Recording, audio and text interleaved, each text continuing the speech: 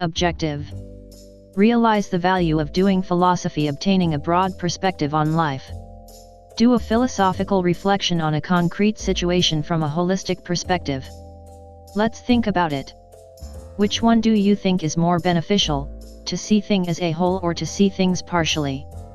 What is a philosopher doing? Meet our first philosopher, according to Plato, 427 to 347 BCE. A philosopher strives to attain a synoptic vision of things, to see things as a whole, that is, to see all the main features of experience. The word synoptic comes from the Greek word synoptikos. The task of a philosopher is to keep himself informed on the latest conclusions, general principles, hypotheses, models, and theories that emerge from the work of the field of specialist. Which means seeing the whole together or taking a comprehensive view. In today's understanding, the holistic thinking might be considered as the knowledge of the generalist, and the partial thinking is the attribute of the specialist. What is this thing called philosophy? Traditionally, philosophy is defined as lover of wisdom. The term originated in ancient Athens back in 600 BC, which was a combination of two Greek words, philion, which means love, and sophia, for wisdom. The Greek term philosophy was purely descriptive in nature, for it refers to the activity of those individuals who passionately pursue by means of reason of knowledge of the real and the good. It was Pythagoras, 570–495 BCE, who first coined the word philosophy. He called himself a philosopher. Concept, language, and experience. A concept is the basic unit of a philosophical viewpoints. In a stricter sense, this is what every philosopher thought of or any philosophical projects entail. Concept is defined in the dictionary as a general notion, or the idea of class of objects, but in philosophy, concept might be described as philosophical jargon that is derogatory and full of. Language and concept are not the same. Concept is universal in character while language is arbitrary. Entanglements of ideas. Concepts, language, and experiences are interrelated. Concepts gives form to the experience. Concepts are abstract representation inside your brain of your experiences. That is why it is impossible for an individual to have a concept of something unless they have experienced it personally. Plato and Aristotle suggest that philosophy begins in wonder. Philosophy begins with a nagging personal question. Quite often, our philosophical awareness begins in disappointment or tragedy. For instance, when we first start wondering whether life is really fair or lying is justifiable.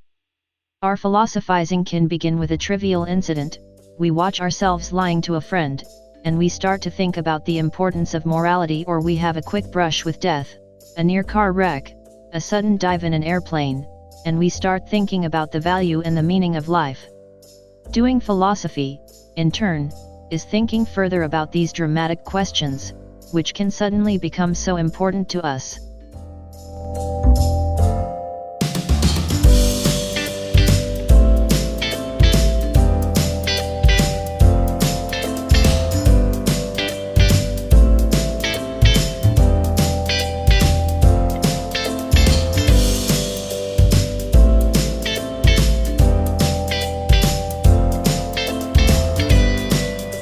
What is a reflection? Reflection in French context differs from the ordinary English meaning. For Marcel, it means as nothing more than attention which is directed toward the small break in the daily change of habits. The shift of experience from being complacent to being worried is the starting point of doing philosophy, which is called reflection. Primary and secondary reflection. Gabriel Marcel, French existentialist philosopher, 1889 to 1973, identifies two levels of reflection, primary and secondary reflection. Primary reflection looks at the world or any object as a problem, a technical word used by Marcel which means not involving in any manner the person who studies it, detached from the self, and fragmented. Primary reflection is the foundation of scientific knowledge, for science assumes a stand where the world is apart from the subject. In primary reflection, the object to be studied is separated from the one who studies. Secondary reflection is the opposite of primary reflection. It refuses to accept the data of primary reflection as final. Secondary reflection reconnects the object to the self. Here, the objective knowledge brought by science and the personal experience of the I is brought together in unity. The result of this unity would be a new outlook or insight to the phenomenon being studied. Way of believing in truth. Fact. Opinion. Types of opinion. Opinions can take the form of judgments, advice, generalizations, or sentiments. Each type needs to be evaluated differently. The diagram below shows the different types of opinions. Figure 2. Types of opinion. Judgment are based on personal or collective codes of values. Judgment is based on personal or collective codes of values. They can be derived from careful consideration or from those knee-jerk reactions called snap judgments. Judgment, for instance: this is good, this is bad, this is right, this is wrong, this should be, this should not be. Look at the following 2 examples and provide a third example of your own. 1. Men and women should not share college bathrooms. 2. That car you bought was a lemon. Advice category: you should do this, you should not do this. Example of such opinions are as follows. 1. I wouldn't advertise for a roommate if I were you. 2. You need a new car. Generalization is typically preceded by the word all, no, or some.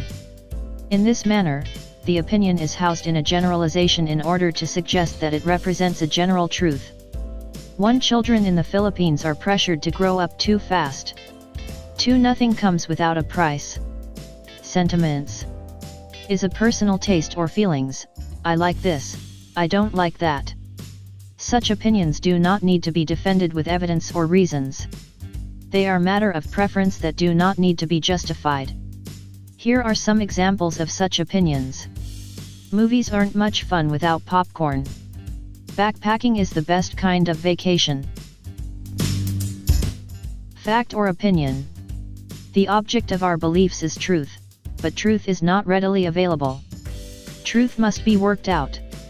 We should evaluate whether our beliefs are acceptable or true.